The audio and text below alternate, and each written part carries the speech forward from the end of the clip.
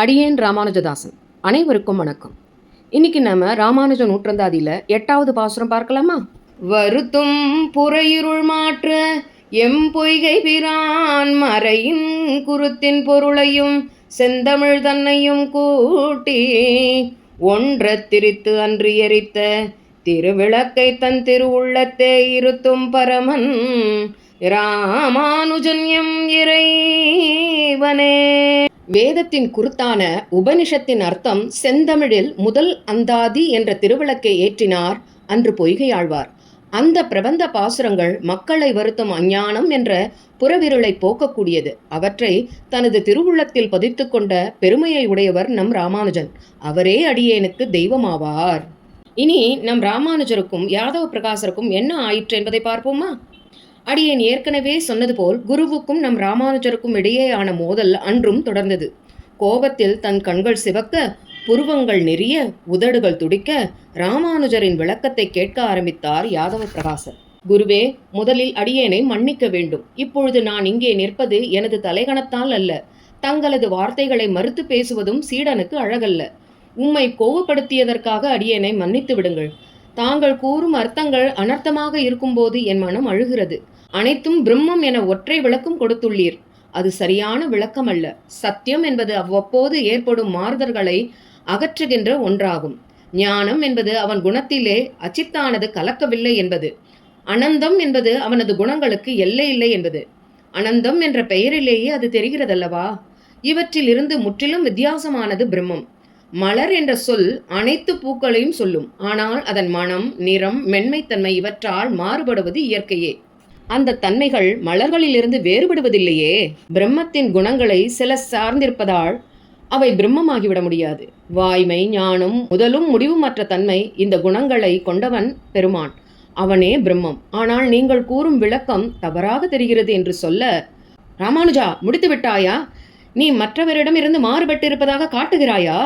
இத்தனை மாணவர்களும் ஏற்றுக்கொண்ட உன்னை நீ மறுத்து பேச காரணம் என்ன? மமதையை தவிர வேறில்லை. இங்கிருந்து இப்பொழுதே வெளியேறு என்றார் யாதவ பிரகாசர். மன்னிக்கவும் குருவே, வாதங்களுக்கு தண்டனை ஒதுக்கி வைப்பதென்றால் ஞானம் இனி சபைகளில் வெல்லாது. இனி இப்படி நடக்காது. அடியேனை மன்னித்து விடுங்கள் என்று ராமானுஜர் அன்று அதற்கு அப்போதைக்கு ஓர் முற்றுப்புள்ளியை வைத்தார். ஆனால் யாதவ பிரகாசரின் மனம் ராமானுஜனை முழுமையாக மன்னிக்கவில்லை. கிடைத்த சந்தர்ப்பங்களில் எல்லாம் ராமானுஜரை வசைபாடி கொண்டே இருந்தார். ஒரு நாள் யாதவ பிரகாசர் தன் உடல் சூட்டை தணித்துக் கொள்ள தன் தலைக்கு எண்ணெய் தேய்த்துவிட ராமானுஜரை செய்யச் சொன்னார். ராமானுஜரும் செய்தார். அப்போது ஓர் மாணவன், குருவே, அடியேனுக்கு ஒரு சந்தேகம். சாந்தோக்கிய உபனிஷத்தில் ஒரு வாக்கியத்தின் சந்தேகம், தஸ்யதா அபியாசம் புண்டரீகமேவ மக்ஷினி, இதற்கான பொருள் யாது என்று கேட்க, மாணவனே, இது திருமாலின் கண்களை வர்ணிக்கின்ற ஒரு வாக்கியம்.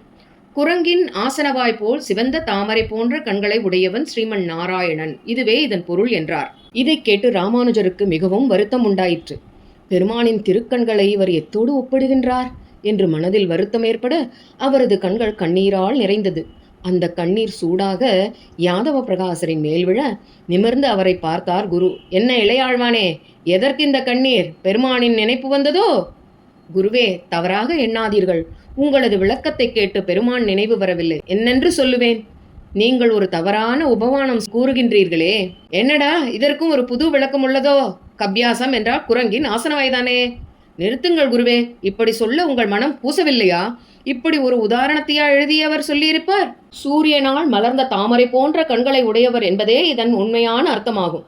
நீங்கள் சொல்வது அனர்த்தமாகும் என்றார். ராமானுஜா, எனக்கே சொல்கிறாயா? கபி என்றால் குரங்கு, ஆசம் என்றால் அதன் பின்பகுதி. ராமானுஜருக்கு இதற்கு மேல் பொறுமை இருக்கவே இல்லை.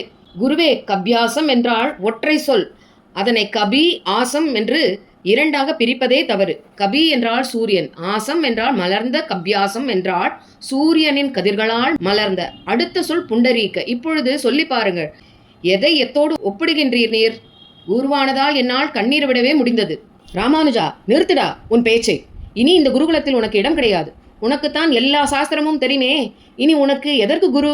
இனி என் முகத்தில் முழிக்காதே. இப்பொழுதே இங்கிருந்து சென்று விடு என்ற ஆத்திரத்தோடு யாதவ பிரகாசர் கத்த, அந்த நொடியே நம் ராமானுஜரும் அந்த இடத்தை விட்டு அகன்றார்.